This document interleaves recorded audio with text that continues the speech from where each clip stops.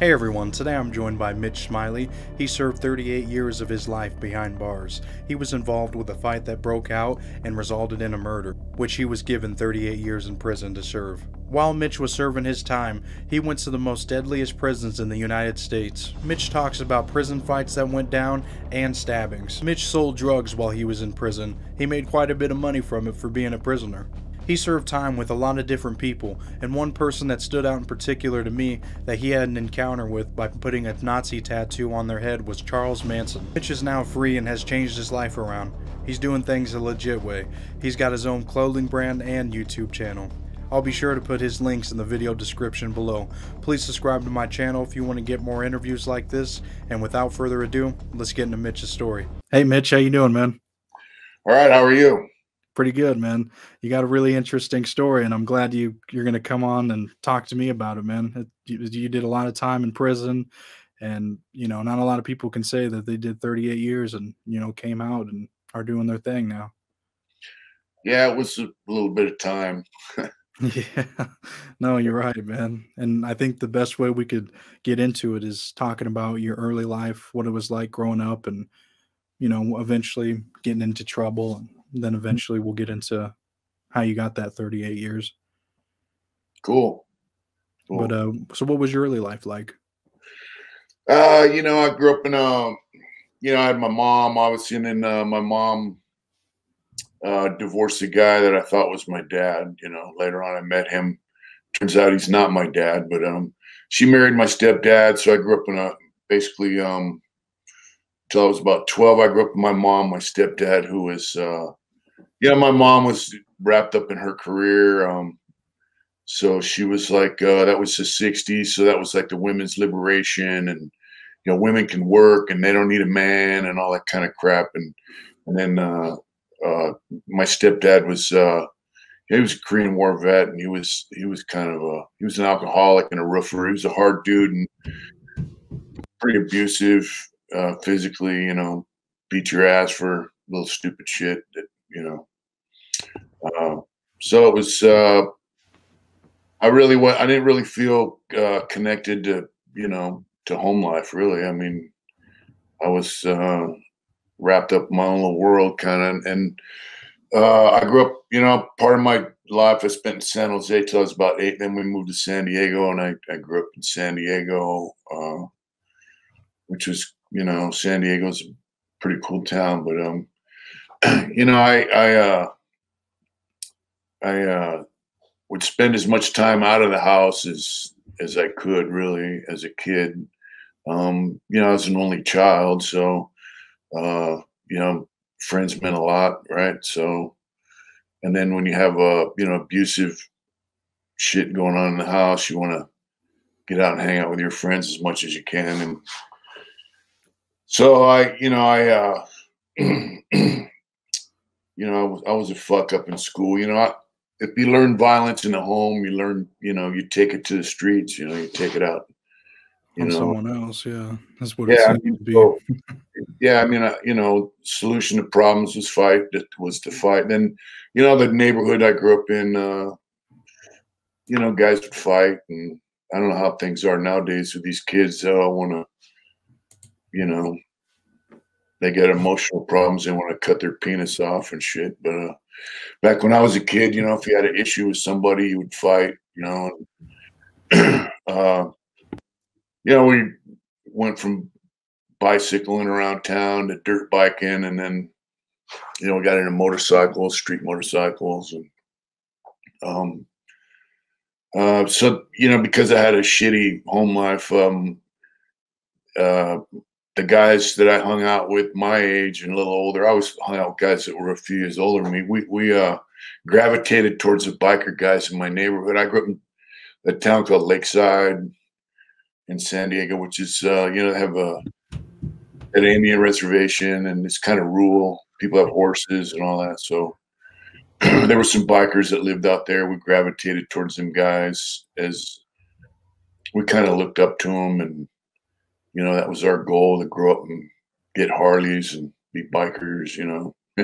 Were they a certain gang? Like, how there's Hell's Angels, Yeah, Marine. the guys are in motorcycle clubs, and some of them weren't. Some were just regular dudes that were bikers, and some of them were guys that weren't in a club, but they hung out with them, and it was just an outlaw motorcycle uh, type of environment. Mhm. Yeah. Yeah. So, I mean, from what you're saying is, you growing up having a rough home life, you kind of want to be around different people and, make a street family, you know what I mean? And Yeah, well, get that. you want to gravitate towards people that give you a little bit of respect. So, uh, you know, those guys I grew up with were my brothers, kind of, right? They're like brothers to me, and uh, the older guys that I'm talking about were bikers. They were kind of our. They didn't know it, but they were like mentors to us because I'm pretty sure all the guys I grew up around, most of them had fucked up home lives too, Yeah. and so we were family, and then the guys that we looked up to, they were like, I don't want to say father figures, but they were like mentors to us. Yeah, someone that you can look up to because, at home with it was your stepfather at the time Yeah, that, wasn't doing it, So right. that's so once you start, hanging out with these bikers and stuff, is that when the trouble starts or the No, legal trouble? uh, not really. I mean, like when I was in seventh grade, well, I used to fight a lot. I beat up a couple teachers in elementary school. Had issues at school, and then seventh grade, I busted my gym teacher up pretty bad. I smashed his face, and I used to smoke weed in school, and so I would go to physical education, PE. They have a PE. Then you got to come in, take a shower, then go to your next class. So I would come in and get my hair wet, like I took a shower, get dressed, and go smoke some weed. And and he goes, "You told me to take a shower, and I go, I already did." And he goes, "No, you didn't. Take a shower." I go, "Hey, fuck you," And he slapped me in my face, made my nose bleed, and someone in his office and smacked him in the mouth. And I busted him up pretty bad. I got kicked out of school for that. And, Yeah. I'm by now, I started. I was smoking weed and taking pills and selling a little bit of dope. I was like 13, 12, 13 years old. Wow. So it Very just young something age. that I just gravitated towards. As part of you know, even though I had a home to go to. Um, and by that time, my parents had sold the house. We're living in apartments, and they were on the verge of splitting up. And around the time I was about 13, they split up. And so when my stepdad's heavy hand of authority was gone, I just kind of went, wild. Yeah, didn't have anyone to come home to and gonna beat your ass like Yeah, how I you mean, probably would. there was no one to keep me in check. So I just figured, I'm going to do what I want to do. And, um, at the time I didn't realize it, but really I was just, emotionally fucked up kid. Didn't know I couldn't figure things out, because, you're a kid and no one's there teaching you how to figure shit out. It's just, figuring it out is an ass whooping. Figuring it out is, do your fucking chores and shut your mouth kind of kids are to be Yeah. seen and not heard, kind of mentality. Yeah, because when you don't have guidance, that constant guidance, you just kind of learn by, fucking up, and with Right. you, like, I mean, with anybody really, though, is like if you get in trouble for getting in a fight or, getting caught smoking weed or, whatever it may be, I mean, you either learn from it, you do your time, you pay your ticket, whatever the hell it is. And Thing if, about my stepdad was, his thing was, don't ever let no one put their hands on you. But well, except him, of course, he beat your ass. Right? But so if I got pissed off with someone and beat him down, all I had to do was say, "Hey, he hit me first," and it was yeah, good. Pat on yeah. the back, good job. Yeah. No, No, I mean that's how it was, I was never into fights or nothing like that, but that's kind of how my dad was, about those situations. But yeah, I mean, you learn and you keep going through stuff. But for you, I mean, you really just kept kept going and getting into more trouble, you know? Oh, So what progression, you know, it just progressed from one thing to another. And, you know, when I was 11, 12 years old, I'd be on the roof with my stepdad. He was a roofer, so I'd go to work with him in the summers and roof houses, and then I had to sweat him to get my pay. You know, like, um, you yeah. know. Well, I just said, you know, fuck working with him. I just selling weed and like that. You know, when you're growing up, there's things you want. Like I wanted a motorcycle, or before that, you know, you want a nice bicycle, or you know, you want shoes, or so it's like, you know, I'm gonna go out and sell a little weed and or speed, had whites back then, you know, pills, make a little money to get some of the stuff that you want. And you know, it just progresses from one thing to another. So you know, I went to juvenile hall a few times, and then you know, I got released, and the thing was to prevent me from going uh, to youth authority, which is like prison for juveniles, state issue. My mom decided that I should meet my dad, who turns out he's not really my dad. But so the courts placed me in his custody in in Montana. Excuse me. Uh, so I go out to Montana with this guy that I thought was my natural father, his wife, and her kid. Um, and that didn't work out too well. I mean, she had horses, and she used to raise and breed Arabian horses, and you know, had a little money, and you know, it's just like a one horse town, really. Towns in Montana. You know, now as an adult, it would probably be pretty cool to live there. But as a kid, you know, I grew up in the city in San Diego, and it's like now I'm out here, I don't know anyone.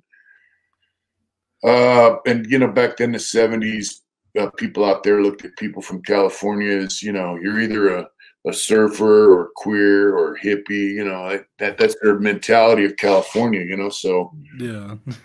um, Wh they, what so how did you even get with him? Like, or, like, when did you find out that he wasn't your dad? Was this later on, or yeah, what actually, what that was just the last couple of years ago. Actually, Oh, okay, so you were there, though, with him for a chunk of your life then in I just Montana? yeah, I was there a couple of months, and you know, it just didn't work out. Mm. So the So court had placed me there. The court order sending me to Montana to live with him. And you know, I got in a few fights in school, and you know, I smacked a teacher, and you know, because I had no respect for authority. Leading, you know, from my stepdad, I didn't respect him as an authority figure, and I didn't respect authority. Period. To me, I'd already formed the opinion that, you know, authority is just there to you know, try to control you and hold you back, and I wasn't going to let people tell me what to do. Kind of mentality was already starting to formulate, you know. So I smacked a teacher. I got into a couple of fights, and so you know, Sam, that's his name, guy I thought was my dad. He's like, you know, you're gonna have to go back to San Diego. So I've put me on a plane. And when I got off the plane, the probation officer was there waiting for me, handcuffed me, took me to juvenile hall, and I ended up going to youth authority for violating a court order. So the Montana thing was like a last ditch effort to keep me from being sent to youth authority. You know, mm. So how long did you how what did you go straight into the youth authority then at that point for a couple yeah, years? yeah. I went to juvenile hall. They sentenced me to it's called a board referral or something like that. So it was a 6 to 9 month sentence. And Mhm. like, you know, I grew up in a town that was predominantly white, a few Mexican guys. Like I had Mexican homeboys I grew up around. To me, I didn't even really realize they were Mexican. They were just like us, you know. And then we also had Indians that lived out on the res.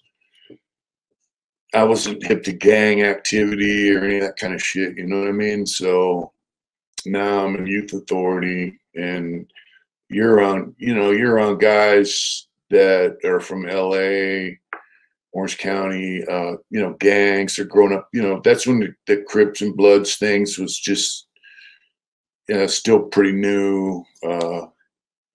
And we're kind of at the end of the Black Power racist shit from the 60s, some, you know, early 70s, like 74 around there. So, you know, I didn't really have any experience with any of that stuff. And so there you are. 4 white dudes in a dorm with, you know, 25, 30 blacks and 15, 20 Mexicans and 4 white guys. So we were the, you know, it was pretty ugly. You know, you get Rat Packed, which is, you know, 2, 3, 4, 5 guys on one, pretty regular. You know, it's just your level of stress increases. And once again, you know, here's violence is an acceptable way of dealing with problems. So you learn more about violence, you know, and then the authority figure, once again, is there to control your day and kind of turn a blind eye to the goings on of you know, daily existence in there. As far as, like, you know, I used to think, man, what the fuck, you know, they got 4 white dudes on a unit, and then I would look at these other units, they'd have like 25 white dudes. You know, so program style units. I go, man, why in the fuck is I couldn't figure it out. And, you know, and then like I was like 13, 14 years old, and I was on a unit with guys 19, 20, 23 years old. Oh man. So kid, you know, so there was a lot of fighting and different stuff like that going on.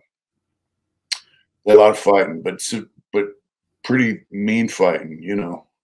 Yeah, a 13-year-old versus a 19-year-old. I mean, yeah, that's not going to go good. I did all right, but I mean, so then you also experience, you know, white dudes hang with white dudes, and, you know, and that's that. And so you start getting more into the racial politics of the day. And so I tried to escape a couple of times, and then one time me and my friend decided we were going to knock the Nightman out and take his keys, and then go out the back door and jump the fence and escape and shit. So, you know, I guess I read that book Papillon or something. I don't know. But so I had a chessboard, was you know, squares of wood on a 3/4 inch piece of plywood that they made in a wood shop, and so while the Nightman was walking up and down the dorm when he first come on his shift, I got out of bed and beat him in the head with a chessboard. My idea was to knock him out and tie him up. So I hit him a few times, and then I turned around to get a rope, and I turned back around, and he had ran out of the dorm, and he was in the office. So yeah, I got busted for that. They tacked on a few more years, and, you know, I just continued being a problem child. You know, I was angry, frustrated, didn't understand, you know, that really I was digging a hole for myself. You know, it wasn't, but, you know, as a kid, I was blaming them, you know, like it's their fault, right? Right. And so it went from a 6 to 9 month sentence to a 2 to 3 year one, wasn't it? They gave me like 3 or 4 years for that. Wow. And then, you know, back then they could just give you time. The parole board could just tack on time. You were a ward of the state. You really didn't have any rights. Now they can't do that anymore. Actually, they closed down most of the youth authorities in California. But so I ended up getting caught for some shit, and they go, look, we don't want to give you any more time. So it's called a table of sanctions. So they're going to break the table. In other words, it's a guideline for how much time you pick up for each write-up you get. And so they sent me in front of the board to recommend that I didn't get any time for this particular write-up. And they actually decided that I had done too much time, and they didn't want me to become institutionalized. So they recommended that I be sent home. And I was like, wow, what a trip, you know? And, you know, they asked me a bunch of questions in there about, you know, what my plans were for my life and all this other bullshit. And you learn how to manipulate staff at an early age, you know, tell them what they want to hear. And so because I had beat this counselor up at Nellis, that's the institution I was in, they decided to send me up north to a more progressive style youth authority called OH Close and get me away from the staff. Were pretty pissed off that I was going home because I'd beat one of them down pretty bad, you know? Yeah. And then they sent me to OH Close, and it was a whole different deal. It was predominantly white. The whites were not outnumbered like they were at Nellis where I was at. But a lot of them were, to me, were, you know, kind of lames because, I mean, they hadn't gone through the shit that I'd gone through. There was no real gangs, you know, like it was just like a laid back kind of lame place. And I beat some guy down, and he was kind of pestering me in a wood shop. So I beat him down with a stool, metal stool. And then some other guy they were saying was a rat. So they had pool tables there. This guy was supposedly a rat. So I beat him in the head with a pool ball and got caught for that. The guys actually that were saying he was a rat actually ratted on me. So you start learning, you know, how that works. Yeah, things aren't always as they seem, you know. Yeah, no, definitely not. Especially. Yeah, they took my release date for 6 months, sent me to Paso Robles, which is a kind of, now it's kind of a bigger boy, you know, institution, a little more serious. And I was going to finish my last 6 months there, which I did. But I had a homeboy there, Ricky, and he was getting into it with some of the white dudes there. Where, you know, he beat some guy up that had it coming, I guess, and so the white dudes were kind of upset with him, and they were, I don't know. So when I was going through chow line, I seen one of these dudes, and I told him, you know, if you fuck with my homeboy Ricky, I'm gonna stab you. And they were like, wow, you know, because, you know, he was from San Diego. He's my fucking homeboy, and he was a tough guy. And, you know, if he beat that dude down, he obviously had it coming. So anyways, the Protestant chaplain there was good with the white dudes. And so they ran over there and told him, hey, this guy threatened to stab us, you know. And so he went to the staff and had me put in. So they have, you know, lockup unit, which is they have a program side and an administrative segregation side. So I got put in the program side of the whole my last 6 months. And the chaplain came over the night before I got out and told me that, you know, what had happened, that he was the one that had me put in there. He didn't want to see me get any more time, and he wanted to see me go home. So he helped you get home that time. Well, you know, he tried to. Yeah. So I went home, and I stayed out about 4 months. I got a violent beef. I beat some guy down in a pool hall, and I went back to youth authority. I went to Preston. And so Preston and YTS are like the bigger, more adult institutions. And I was 16 at the time. And now I'm around guys that are, you know, when you turn 25, they release you.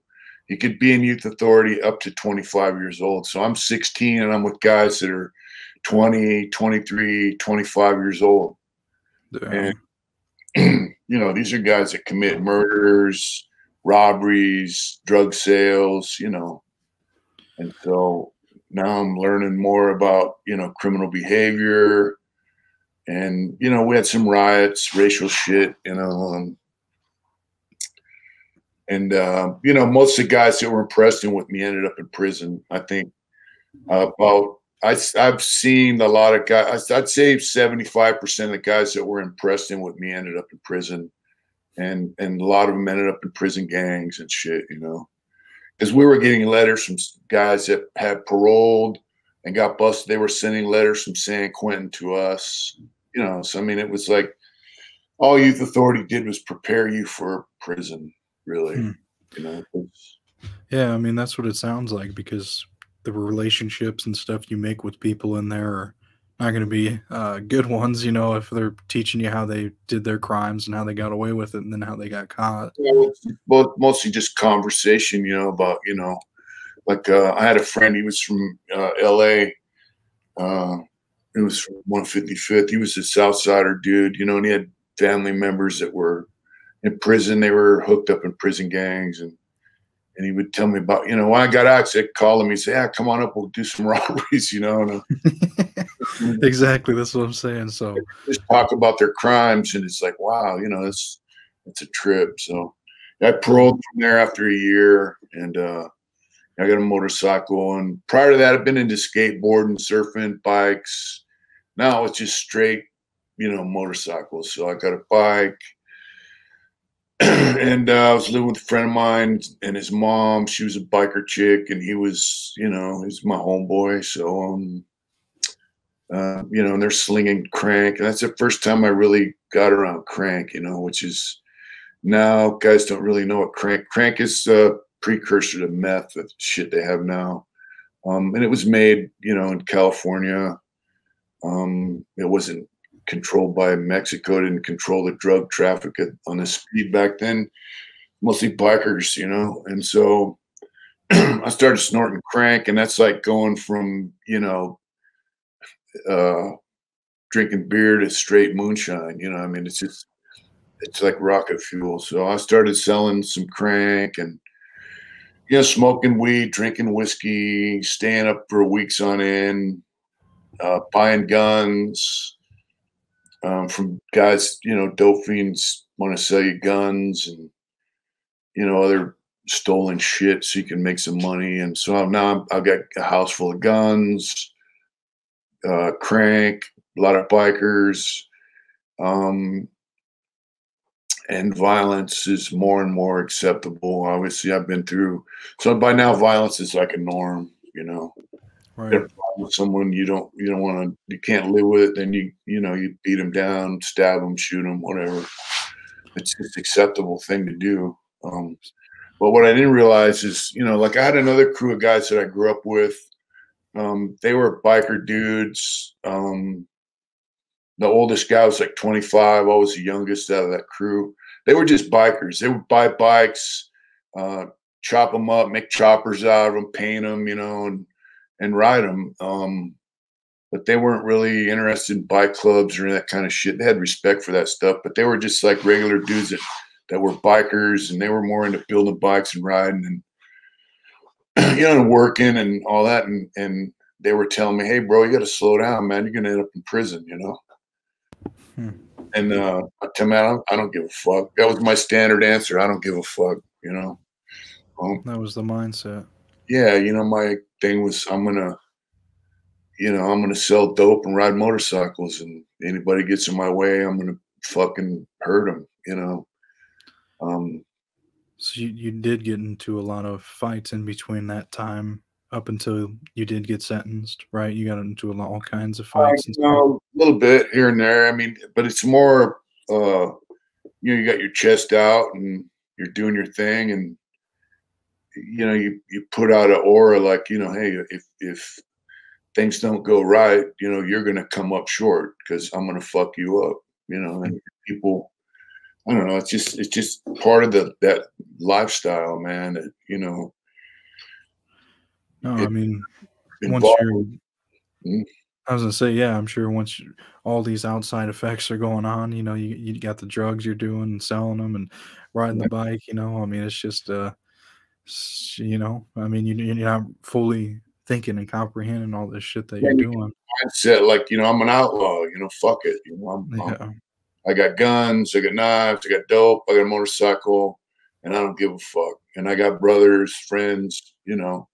And so that's part of that deal, you know. I mean, look at crime now. Guys that sling dope, that they're always killing each other over the dope and the money. And so it's the same thing back then. It wasn't as prevalent, but you can't let no one get the idea that they can run over you or burn you or not pay you, or so you have a mindset of, you know, like, fuck around and find out, you know. right. Yeah. So what led up to the 30 years or 38 years? So I was in a bar drinking with a couple of my two co-defendants, and one of the guys, some guy came into the bar, sat next to us, and started talking shit about some friends of ours. Actually, a guy had just gotten buried. this guy that came to the Bars and Motorcycle Club, and he was talking shit about some friends of ours that were in motorcycle club, and he hit my co-defendant in the face with a beer pitcher, knocked him down. And my co-defendants were both 24 years old. I was 17, and so I jumped up, started boxing with the guy, and then my co-defendant got up. They kind of roll out onto the sidewalk. I go out there, and dude's sitting on top of my co-defendant's chest, socking him in the face. So, I started kicking the dude in the ribs, and then, started kicking field goals with his head, stomping on him. And the next thing I know, somebody stabbed him while I was stomping him out, which kind of took me by surprise. And the stab wounds led to his death. So at first you thought it was just going to be a beatdown and wasn't really expecting someone to come out. Yeah, but the mindset is like, if I heard it said before, one on all and all on one. So like if you're by yourself and you're facing, you're outnumbered, fuck it. One on all. And if all on one. So bottom line is if your friend's getting the short end of the stick, you're in it, I mean, I'm not going to sit there and let my friend get beat down. So I jumped in it, and the last thing on my mind was, stabbing him. You don't teach anybody a lesson by killing them, So no, I mean they don't learn nothing from that. So I mean I see. So ultimately that's what had happened, and then did you go on the run after that, or? No, I got caught that night. We all got busted that night. My co-defendant called the bar from where he was at, and he's like, the barmaid's telling him, get rid of the knife. And he's like, I already did. Yeah, they had the tape recorded the phone call, and they traced it. So he's like, yeah, that guy had it coming, blah, blah, blah. He's just talking about it over the phone, which, whatever. And then so we all got busted that night. I went to juvenile hall, got transferred over to county jail, tried as an adult.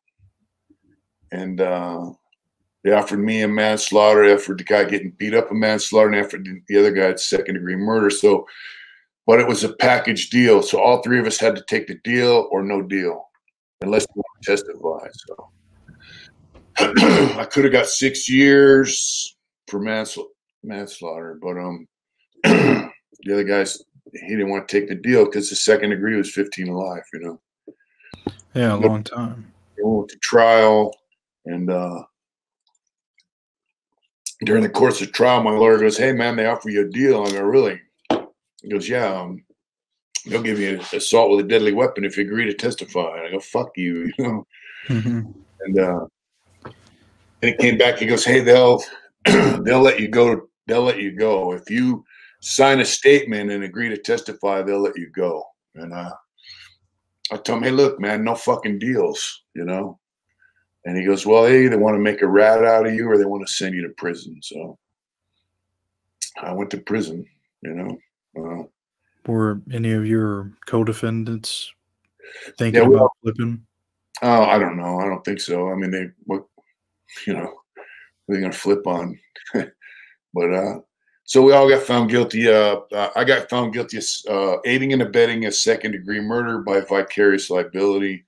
We all got 15 to life. One of my co-defendants got an extra year for personal use of a weapon during the commission of a crime. So he got 16 to life. And, off to prison I went, What was it like the first day you went in? It was just a continuation of, what I've been doing for the last several years, it's just now you're with adults. And I remember sitting in the stairwell in a county jail one time, and I saw my homeboy George Miller. I was in Hawaii with him and shit. And I go, hey, bro, they got me. He goes, yeah. I go, man, I'm probably done. And he goes, yeah. I go, see you later, So I knew, like I was done, So yeah, I went to prison, and you get to prison, and it's like they put you in the reception. You're on the dock when you drive up on the bus, and they put you on this dock and they strip you down butt naked, and everybody's in a circle, and there's a trash can in the middle, and everything you bring with you from the county jail goes in that trash can, and you're not allowed to bring shit with you. And so it's like the door's shut. You know, everything you had previous to coming to prison's gone. You know, your life in the streets is gone. You're in prison, you know, and that's it. So Is that when it ultimately hit you that, damn, I'm going to be here forever? kind of, you know, that's when you realize, man, this is it. This is where I'm going to be, you know. So, you know, I got in a little trouble right off. You know, there was racial shit going on. I got a stabbing. Went to the hole for several years. And I got out on the main line, and so I got released out to CMF. Had a program because I was in this security housing unit for a while, and they had a security housing decompression unit. So to go back to a mainline from security housing, they had a program to help you adjust back to mainline.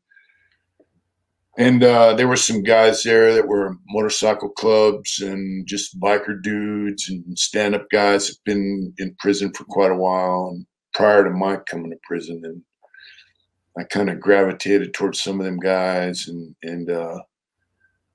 you know, you got to remember, like San Quentin at one time had, you know, 300 or 400 stabbings a year, anywhere from, you know, 7 or 8 murders to, you know, 10 or 15 murders a year. That's just in one fucking prison. As people built, you know, 33 prisons in California, you know, so 33, holy shit. So I went in, they had 12 prisons, and then under Pete Wilson and Duke Mason, the governors, they built the system up to like 34 prisons, I think.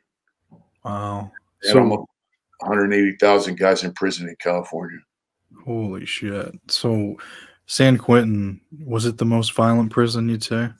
Yeah. At that time, Folsom and San Quentin were both violent. But I was never in old Folsom, but yeah, they were violent. You know, Tracy and Soledad were violent too, but San Quentin was, you know, because there's a lot of blind spots. It has 5 tiers, and it's an old prison. You know, the last building completed there was completed in 1934, but it opened in 1852. So wow, it's an old ass prison, so they can't control it. And there's guns everywhere on the gun rail, you know, the catwalks, and they shoot you. I mean, if you get, we were lucky in San Quentin, they had shotguns, but in Folsom, they didn't. They just had mini 14s. But so if you're in a fight in San Quentin, they would shoot you with a shotgun, a 7.5 grain bird shot, and it hurts. It wouldn't kill you though. I mean, it was just one guy died from it. The pellets went in his throat, I think, and he choked to death on his own blood. A couple guys went blind from the pellets bouncing off the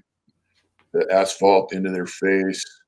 I mean, it was a nasty fucking place, man. You know, you got to figure, like, so because they would shoot you for fighting, guys really didn't fight a lot. So they would just go stab a guy 3 or 4 times. That would be the equivalent of a fight, you know. Wow. So I mean, they would just go up and just shank 3 or 4 times, run, and then go on, and they would be like, they wouldn't even know who the hell did it. They'll shoot you for running. You don't run in prison, other than in a designated spot, like on a yard where there's, you know. Now they would just slide up behind a guy and stab him in the back 3 or 4 times and keep stepping, you know. Shit. Walk away like nothing happened.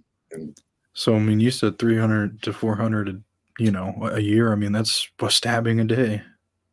Just sometimes there were 4 or 5 stabbings a day. I mean, wow. You had, you know, 5,000 people, and it's like a city. It's like, then there's no escape. If you have a problem with somebody, you better resolve it, because if you don't, you could lose your life over it, you know.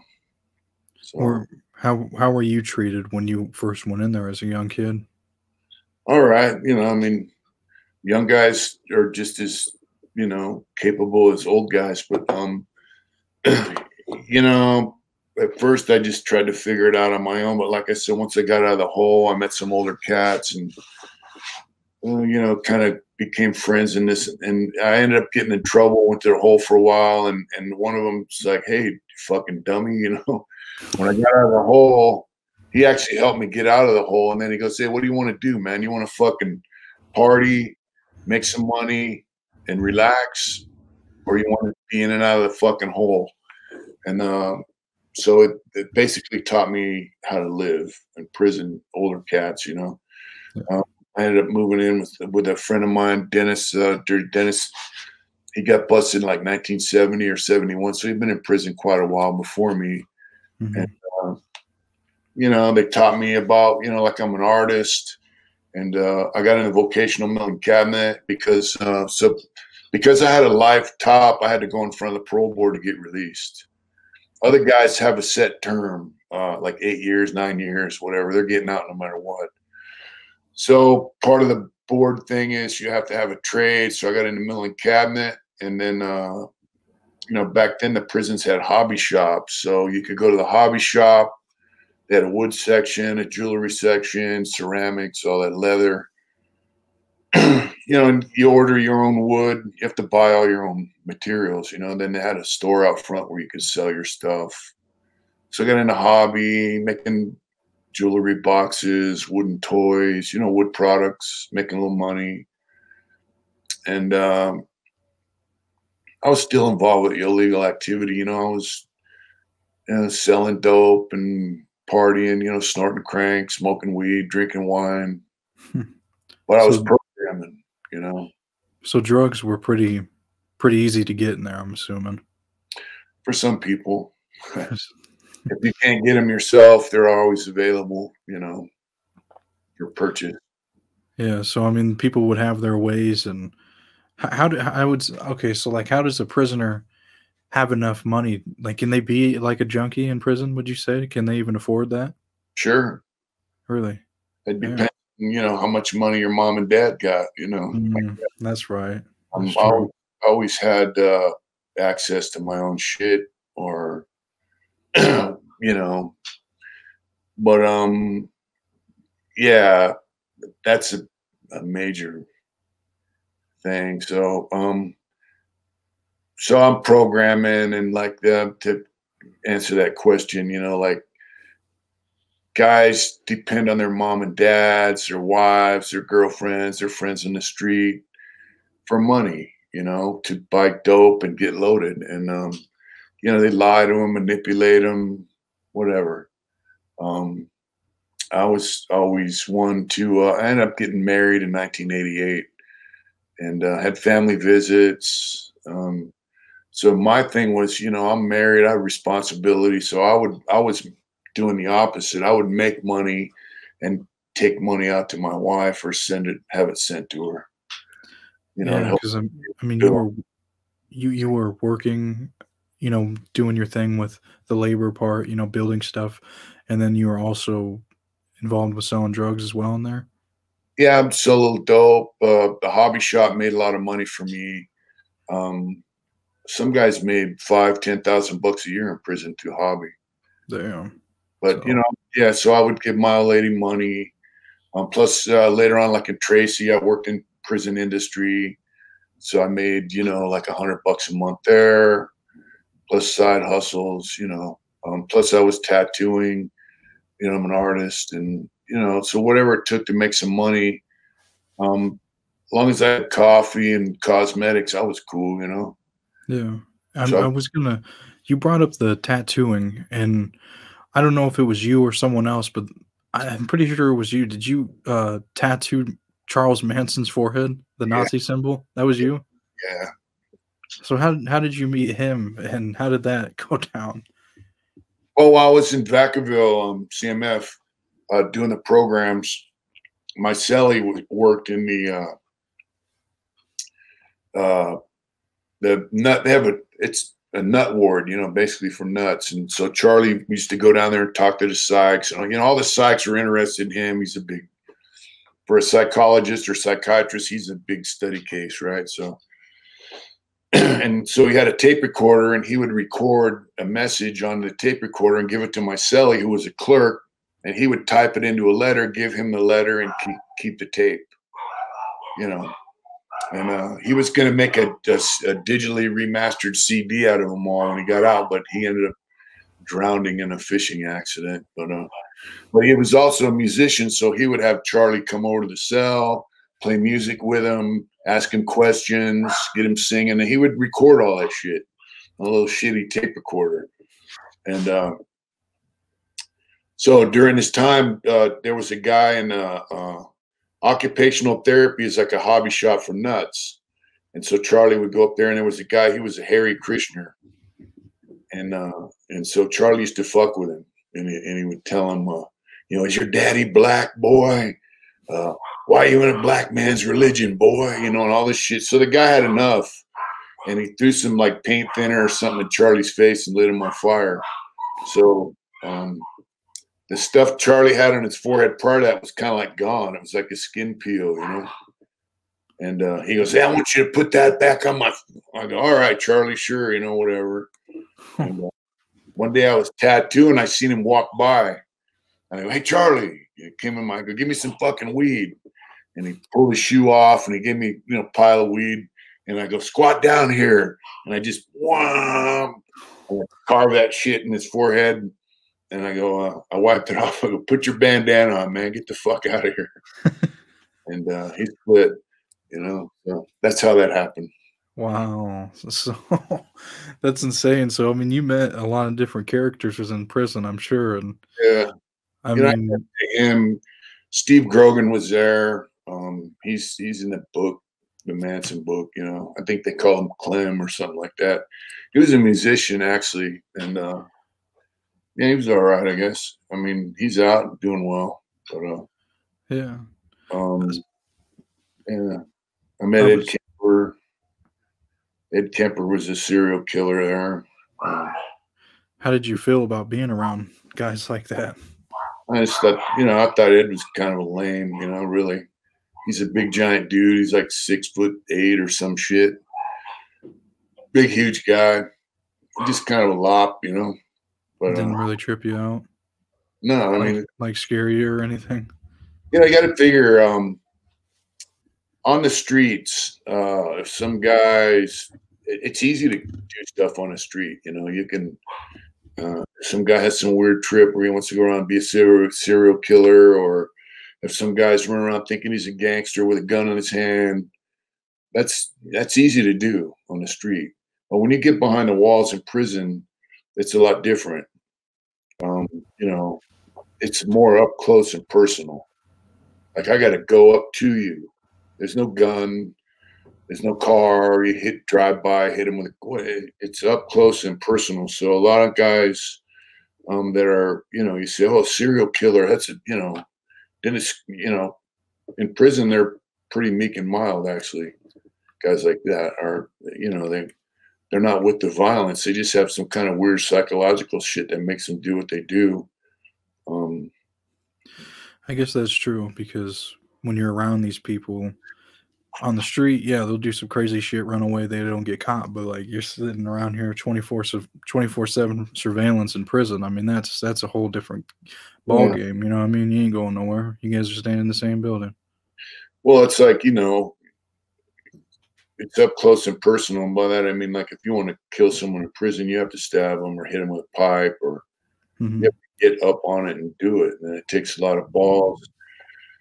And in California, if you get caught doing that, they'll shoot you. So you can lose your life. You can get a life sentence. So there's a lot of variables that go into that, and so a lot of people just, they're not with it. I mean, they just, and yeah. Yeah. So, go ahead. I started growing up, man, and like I said, a hobby shop tripped me out because I'm like, man, this is just like selling dope, but it's legal. I'm selling wood products, something I enjoyed doing. I was selling artwork, something I enjoyed doing, tattooing, all that shit.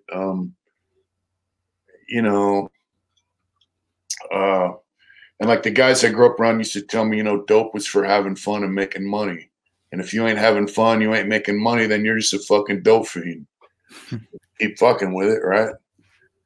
So time went on, like I ended up going to New Folsom for a while. I went down to Donovan for quite a while. I got into plumbing. I worked as a plumber there for about 7 years, actually. They took the hobby shops away from us, so I just started focusing on my artwork. They had sell hobby. Got into painting real heavy.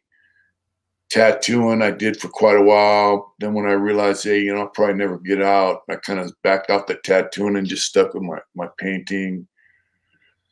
And then, I got to Corcoran. I was in old Corcoran on 3B Yard for a couple of years. And, I was slinging dope and partying and actually pretty heavily. I liked old Corcoran. A lot of guys think, oh, it was, there's a lot of rumors about it because staff were, doing some way out shit in the shoe, but I actually liked it. It was kind of ran like an old school prison, More laid back and shit, you'd say, or it was it was old school. I mean, there was a lot of stabbings there, and guys were getting away with them. The staff ran it like an old school prison because it was one of the first new prisons to open, and they brought cops from Quentin and Folsom and all that, so they ran it like an old school prison. Oh, and the so it just had its own.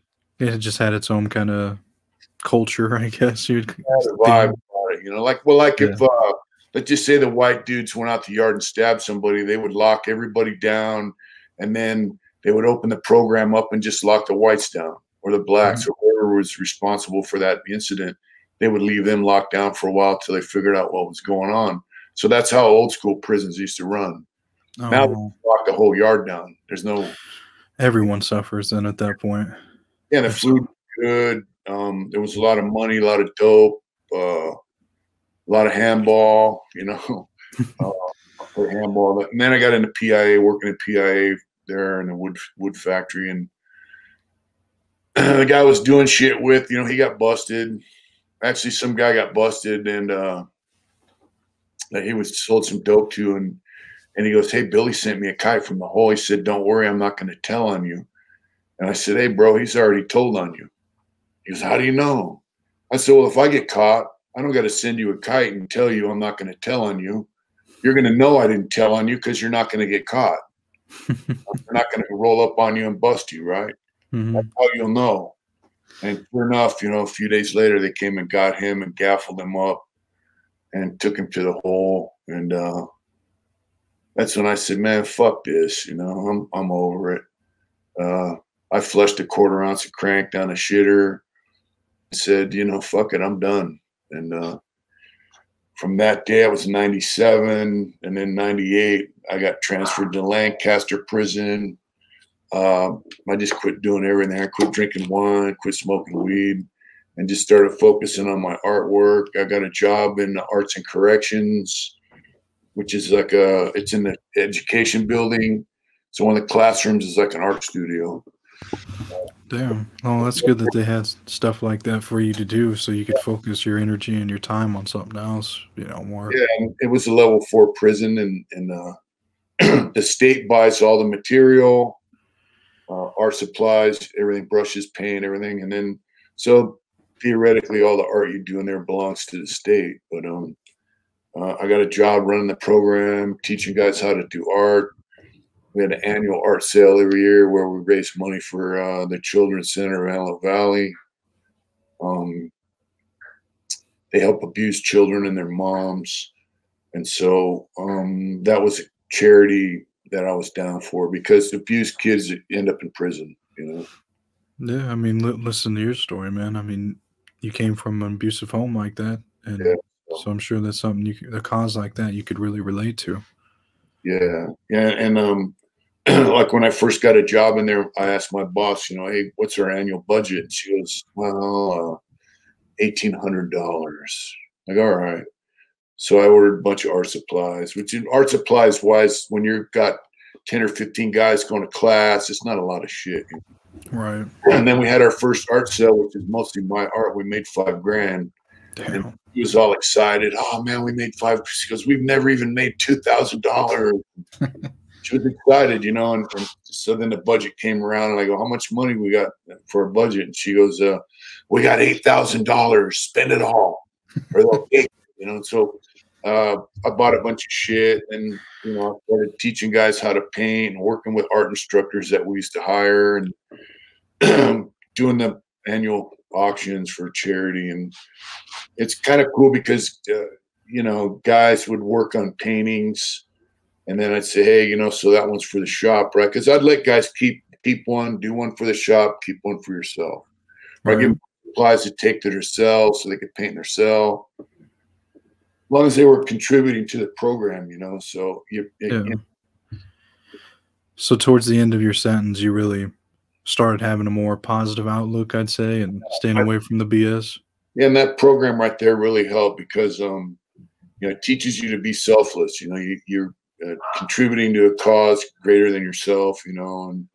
And also we had guys in there of every race. You have white dudes, Mexicans, you know, Indians, blacks, all learning how to paint and draw and all getting along. It was a pretty cool deal, you know. But yeah, I'm sure it would shift your mindset a lot. Yeah, you know. Oh, go ahead. Just like I said, it teaches you something greater than what the norm is, you know, in the yard.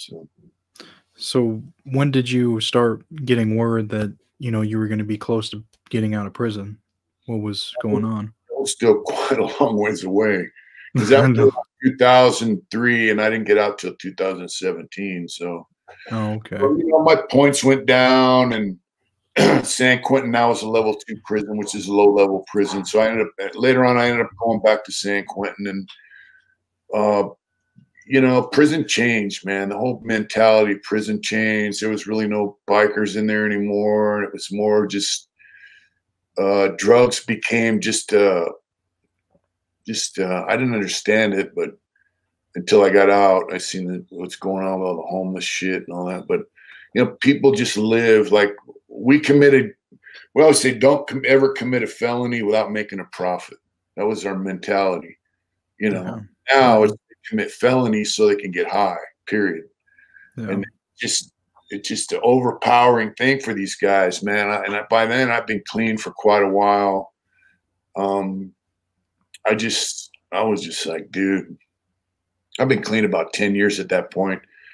And so I'm in San Quentin, and I was just like, fuck it. I had a job taking the trash out of the building to the dumpsters at night, and I would give these youngsters cigarettes to do it for me, and paint and draw all day, go down to the hobby shop, work with wood. And my mentality was, you know, I was never going to get out, but I could at least do my artwork and all that shit, you know. And then I found a way to smuggle tobacco into the prison, and it became kind of profitable. And I had a cell phone. You know, had nice radio, had because of the money from the tobacco, I ordered like thousands of dollars worth of artwork, thinking, hey, I'm going to have enough art supplies to paint for 10 or 15 years. You know, well, I didn't realize it, but guys were seeing me get them art supplies that were also into art, and they were just like mad about it. You know, it's like jealousy, envy, all that shit. And you know, guys ended up telling on me. So I got busted for smuggling tobacco. I made about 30 grand in a year, selling tobacco. So, but to me, I mean, envy's a motherfucker, you know. If guys can't pressure you out of your shit or get in your pocket, they'll tell on you, you know. And it's usually the guy you think is the biggest gangster on the yard. He's the guy telling, you know. So I got busted, and they put me in the hole. And, you know, I didn't know it, but, you know, staff let some of their fucking rats go through all my shit. They took a lot of my art supplies, a lot of my shit that I had accumulated. You know, I was selling tobacco for stamps. I had like 1,500 books of stamps that I would send out, and they get resold, you know, for about $8 a book. So all that come up missing. And I told my counselor in the hole, I go, hey, man, how come I can't go back to North Block? And he started laughing. He goes, man, all them dudes told on you. They don't want you back. Wow. Damn. So, So, yeah, I went to Soledad from there, and I said, you know what? Fuck this. I go, none of these people in prison give a fuck about me. All my friends that I had in prison predominantly are gone, or they were there in Soledad with me, some of them. But yeah, really, you know, guys in prison will pay lip service to, hey, brother, as long as you got something going on. But as soon as your pockets are empty and, you know, they're on to the next thing. Or as soon as you tell them, hey, you know, I used to tell guys, hey, I don't smuggle fucking tobacco in here to buy your friendship. I do it to make money. What pisses them off when they go tell on you? yeah. You know, Right. so I would. I got a 5-year denial at the board. They said come back in 5 years over the tobacco. So I Damn. decided that, and by now, guys with life sentences were starting to get out. So I said, fuck it, I'm going to turn this 5-year denial into a parole date. And I did. I went to, I got valley fever, which is a fungus. It's a prehistoric fungus. The spores are the same size as an anthrax spore. Gets in your lungs. Long story short, it starts eating your body up, you know, and it'll eat out of your lungs. It'll attach to organs in your body, start eating them. You know, so I got valley fever, and I got transferred to CMC West as a medical facility over that. Mm-hmm. Dorm living, I hated it. You know, level 2 killers, we call them. You know, low level prisoners that never busted a grape in their fucking life, acting like they're killers. You know, I had a couple of good homeboys there. But they started a program called a long-term offender program, which is a couple of years of basically psychotherapy, you know, anger management, substance abuse, criminal thinking, family relations. There's like 6 different programs in the program itself. And I said, fuck it, I'm going to take that program. You know, it was created by the parole board. So my mindset was, if the board is responsible for releasing you and they created this program, obviously they want you to take it before they let you out, you know? Mm-hmm. So I took the program, took me a couple of years, and, you know, like, it didn't change me as a person, my core, who I am. It just made me better. All the programs I went through in prison just make you a better person. They don't change who you are at your core, you know? Yeah. And in the end, you know, like I said, I was young, fucked up, didn't know how to deal with life. So you learn how to deal with life, and then you know, become a better person, hopefully, you know. And so during the course of taking that program, my mindset was, because I had 14 board hearings I went to, and then 9 hearings I told them, fuck you, I'm not going. Huh. I said, you know, Holy you're shit. not going to release me, so I'm not going. You know, fuck you. So Wow. me and my mindset, this was going to be my last parole hearing. I was either going to go home or not, and that's it. And so I put all, you know, I put all out in the program. You know, I did it 100%, and I kind of enjoyed it. You know, some of the things you learn in there, and some of the connections you make with guys that are also trying to get on a positive mindset, change their cognitive function. You know, and just so it was pretty cool. I'm actually in contact with a lot of them. And then they had guys that were called mentors or inmates that go through counselor training. They can't refer to them as counselors, so they refer to them as inmate mentors. Yeah.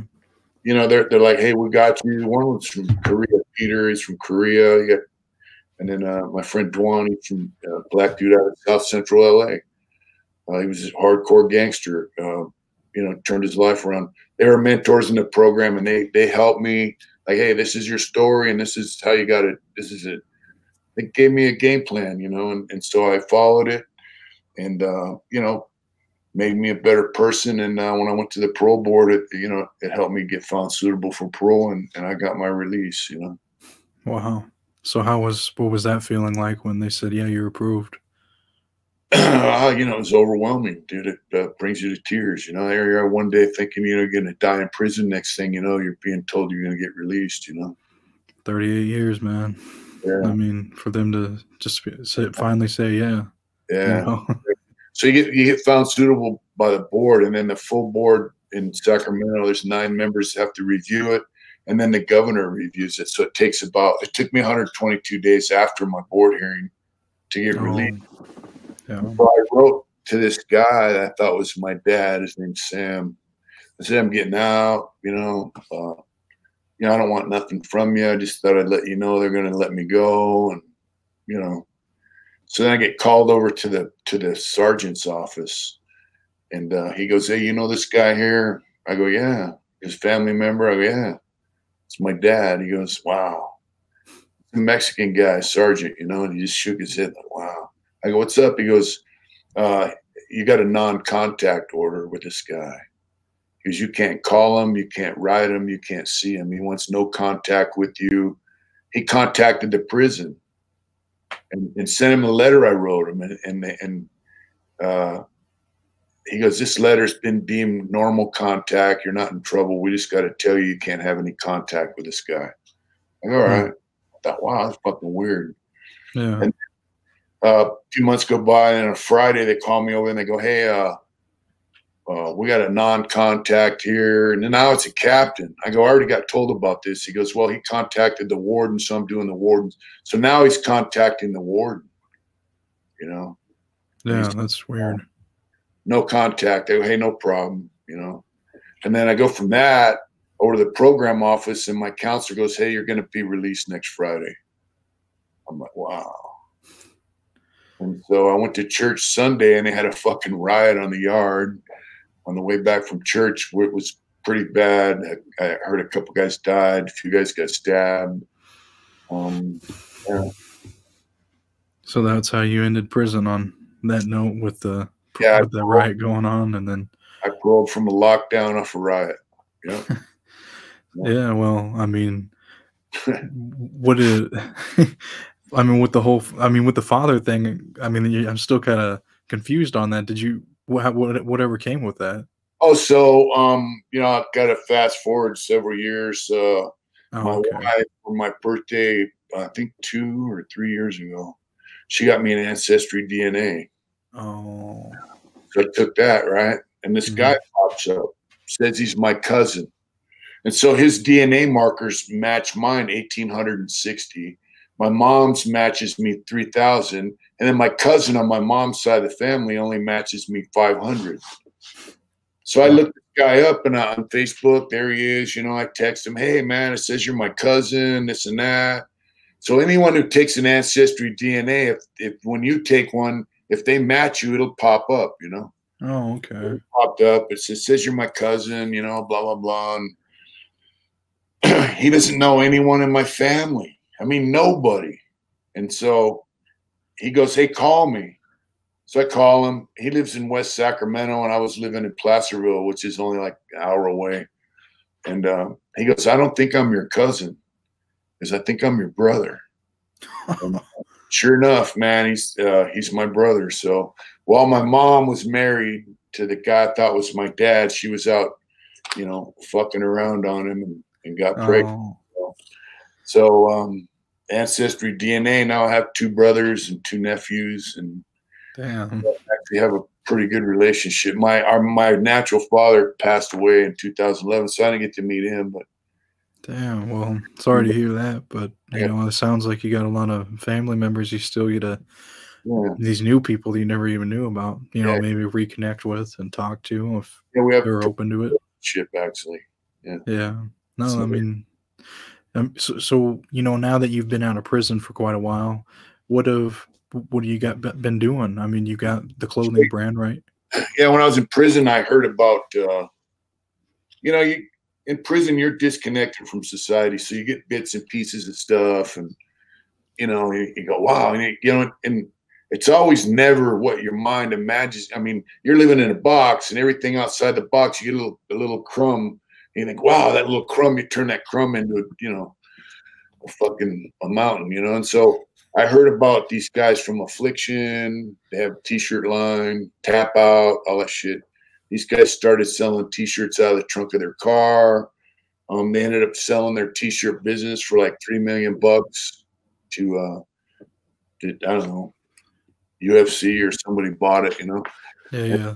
I thought, man, that's a fucking amazing story, you know. And so I started doing t-shirt designs. I'm an artist too. I did some motorcycle paintings, all that kind of stuff. I still ride bikes, and I'm still connected to the motorcycle culture, you know. So I did some of that. And so I had I don't know, about 10, 12 t-shirt designs that I paroled with, and then I paroled to South Central Los Angeles. I actually lived about 2 blocks from where the Rodney King riot started. I don't know if you're familiar with any of Yeah, that. yeah. Yeah, no, I know. I wasn't around when that was Yeah. going on, but you know, I know what it is from. So we're the only white guys in it. I paroled at the Francisco Homes. It's run by a Catholic nun, Sister Teresa, and they give you all the freedom you need to succeed or fail, you know. And so I lived there for about 7 months in South Central. I bought a motorcycle. You know, it was cool. Then I moved up north to Placerville, and I had these T-shirt designs and some of my artwork and stuff. And my cousin's ex-wife was like, "Oh, you're out of prison," you know, and she's big on Corvettes, so she gave me she got a brand new Corvette, and she gave me a 2002 Corvette. Wow, that's nice of her. I'm like, cool, you know, thank you. And I drove it around a little bit, and I told her, you know, if I had my way, I'd probably sell that Corvette and buy another motorcycle. And she goes, I go, but you know, you gave it to me, and it means something, you know. And she goes, hey, look, if selling that car would make you happy to buy another motorcycle, whatever, do it. Whatever makes you happy. So I sold the Corvette, and I used the money to start my T-shirt business. Oh, even better right there, man. But hey, look, you invested in yourself, just like the show's called. I Well, mean, you really did, I have, because now you're starting your own business. I have a T-shirt line. You know, so my wife I got married to in 1988 in prison. You know, they took our family visits, and life got fucked up, and I didn't think I was ever going to get out, so I divorced her. And so when I got out, we got back together and we got remarried. And she's pretty savvy with computers, so she Yeah. helped start my website. And you know, we started off with 3 shirts, and you know, it's been going about 3 years. It's not real big, but it's consistent. You know? No, So, that's good. I mean, I think doing interviews and stuff like that will definitely help you. yeah, we started our channel. Yeah, that's well. That'll Channel's all help you. about 3 years. You know, Yeah. I No, contacted Jesse James from West Coast Choppers on Instagram. I go, hey, you know, I got this T-shirt business. It's kind of slow. That's when I first started. And I go, hey, do you need any T-shirt designs? And I told my story, you know, this and that, 38 years in prison. And so my old lady goes, yeah, right, Jesse James. You know, I would contact anyone, just tell them about my shit and my T-shirts. And she thought I was crazy for contacting all these celebrities on Instagram. And then one night, you know, like whenever I get a sale, my phone would ding. I get a text, ding, ding. So I'm sitting there talking to her, and my phone's just going ding, ding, ding, ding. I go, wait, I go, man, look at this. I got like 20 sales in like a half hour. And so she looked at her phone. She goes, look at this. So Jesse James had reposted the message I sent him.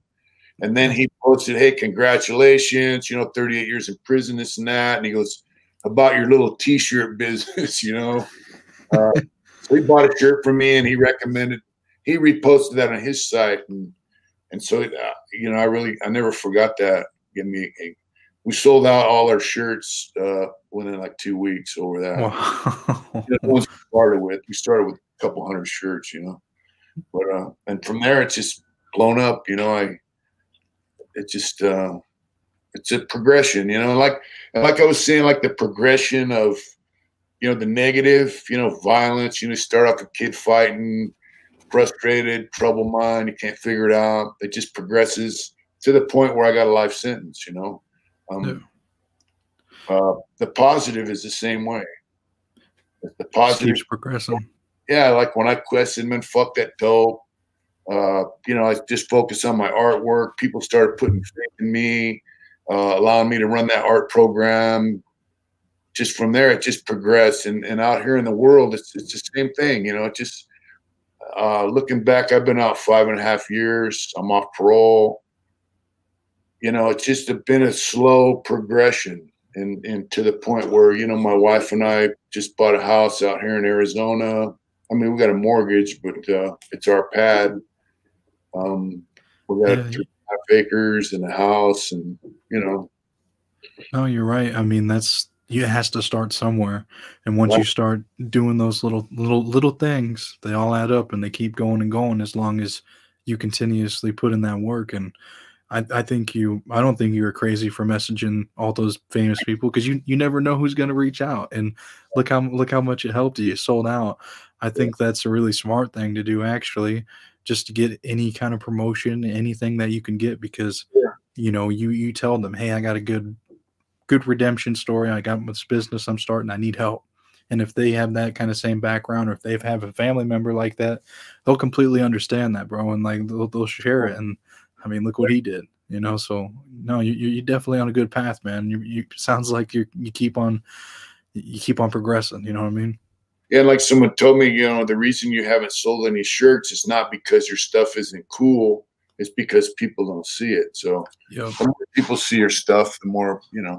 But it's not just like, for me, it's t-shirts and art and whatever. But you know, if you're just a regular guy, especially if you're a youngster, look, in the world that we live in right now, there's a lot of negative shit going on as far as normal life to me out here is not normal. And so if you really are a normal guy, youngster coming up trying to figure it out, don't be afraid to put yourself out there. Like if you want to be a machinist, or if you want to be a plumber, if you want to be a welder, those are things that are in high demand, and there's not that many people interested in the younger generation want to do that stuff. So No, you're right, man. And it's just about sticking your foot out there, your head, whatever you want to call it, and just trying new things and figuring out what you like and what you enjoy, yeah, instead of going down any kind of rough path. You know what I mean? I mean, there's always something.